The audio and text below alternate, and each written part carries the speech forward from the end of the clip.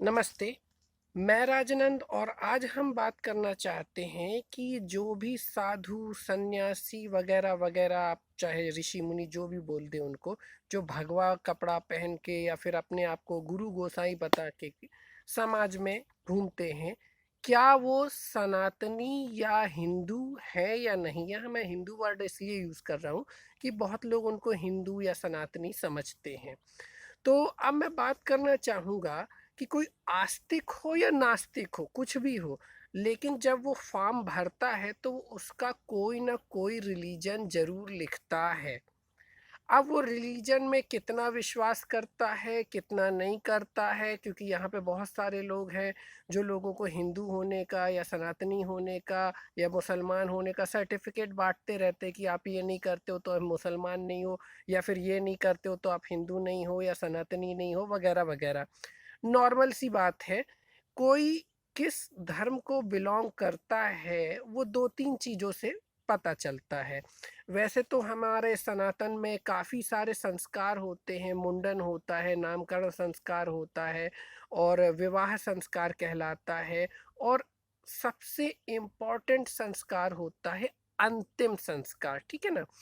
तो इससे पता चलता है कि कौन किस धर्म से बिलोंग करता है, उसको दफनाया जा रहा है या वो जलाया जा रहा है। इम्पोर्टेंट ये होता है।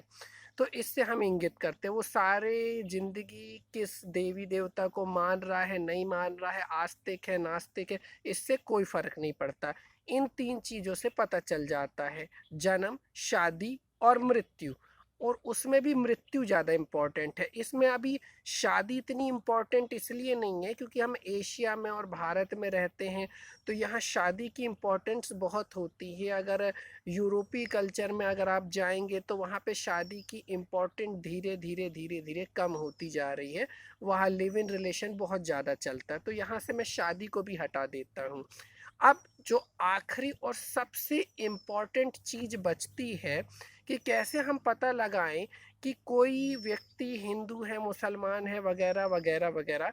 तो सबसे इम्पोर्टेंट चीज़ होती है कि उसका अंतिम संस्कार कैसे हो रहा है। उससे पता चलता है कि वो किस रिलीजन या धर्म को बिलोंग करता है। तो इसलिए मैं आज ये साबित कर दूंगा कि ये जो साधु सन्यासी अपने आप को कहते हैं, ये सनातनी भी नहीं है। अगर आप हिंदू शब्द को मानते हैं तो ये हिंदू भी नहीं है, ठीक है?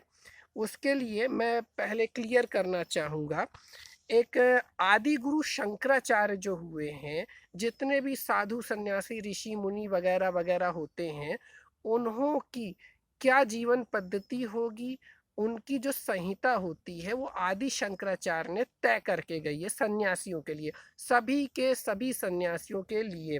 तो इस ग्रंथ का नाम है महामठामनाए। कोई भी सर्च कर सकता है। महामठामनाए नाम का ये ग्रंथ है, जिसमें साधु संत ऋषि मुनि गुरु गोसाई के मरने के बाद क्या होता है वो लिखा है। इसमें लिखा गया है कि मरने के बाद सभी साधु सन्यासी ऋषि मुनि आदि जो होते हैं, उनका अंतिम संस्कार जला करके होगा, वैदिक रीति से, ना कि गड़ा के, जलाकर। कैसे? जलाकर। और जलाने के बाद भी उनकी अस्थियों का क्या होगा ये भी लिखा हुआ है। उनकी अस्थियों को 7 नदियों में विसर्जित किया जाएगा। जैसे कि सर्वप्रथम हो गया गंगा, यमुना, और आपका नर्मदा हो गया, कृष्णा हो गया, कावेरी हो गया, ताप्ती हो गया। इन पवित्र नदियों में उनको विसर्जित किया जाएगा। विशेष इन सप्त नदियों का वर्णन महामठामनाय में आता है कि सभी साधु सन्यासी ऋषि मुनि को जलाया जाएगा और यहाँ विसर्जित किया जाएगा। अब आगे मैं आता हूँ। वर्ष 2021 में अखिल भारतीय संत महासभा के राष्ट्रीय अध्यक्ष, जिन्होंने सुसाइड की थी, तो वो जूनागढ़ अखाड़े के अध्यक्ष है, जूनागढ़ अखाड़े से कहलाते हैं, नरेंद्र गिरी महाराज, पिछले साल मरे थे। उनकी आत्महत्या के पश्चात उनको जमीन में दफनाया गया था, जलाया नहीं गया था, दफनाया गया था। इसके बाद एक और उदाहरण दूंगा। दो ज्योतिष मठ हरिद्वार एवं द्वारका मठ गुजरात के द्वादश पीठाधीश्वर शंकराचार्य स्वरूपानंद सरस्वती वर्ष 2022 में मरे थे, तो उनको भी जमीन में दफनाया गया था। इसमें एक उदाहरण साईं बाबा का भी आता है, उनको भी जमीन में दफनाया ही गया था। अब ये जो संहिता है इसमें कौन कौन आता है ये भी मैं बता देता हूँ।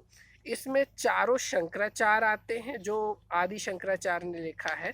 4 शंकराचार्य आते हैं, 12 महामंडलेश्वर आते हैं, 24 उपपीठाधीश आते हैं, और सभी साधु सन्यासी आदि इस संहिता के अंतर्गत आते हैं। तो ये वो संहिता बताई जो आदि जगत गुरु शंकराचार्य ने लिखी है, और ये वेदों में भी लिखी है, क्योंकि ये वेदों से तो अपने आप को अलग कर सकते हैं लेकिन संन्यास धर्म से अलग नहीं कर सकते।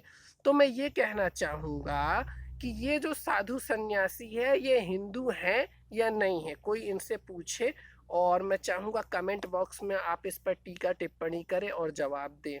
जय माता दी, हर हर महादेव, धन्यवाद।